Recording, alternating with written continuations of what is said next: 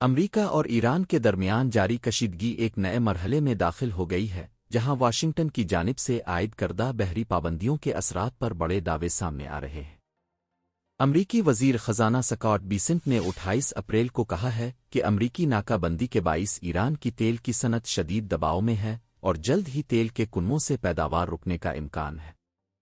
انہوں نے social media platform X پر اپنے بیان میں دعویٰ کیا کہ ایران میں ایندھن کی قلت پیدا ہو سکتی ہے۔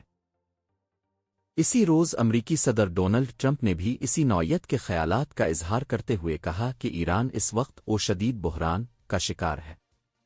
ان کے مطابق ایران نے آبنائے ہرمز کو کھلوانے کی خواہش ظاہر کی ہے، جو عالمی تیل کی ترسیل کے لیے ایک اہم راستہ سمجھا جاتا ہے۔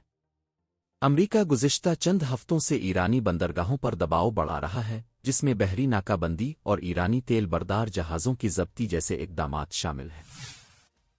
ان اقدامات کا مقصد ایران کی تیل سے حاصل ہونے والی آمدنی کو محدود کرنا اور اسے ایک ممکنہ امن معاہدے پر آمادہ کرنا بتایا جا رہا ہے۔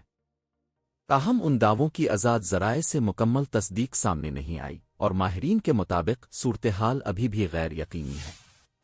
ایران کی جانب سے اس حوالے سے کوئی تفصیلی رد عمل سامنے نہیں آیا، جس کے باعث زمینی حقائق کا واضح اندازہ لگانا مشکل ہے۔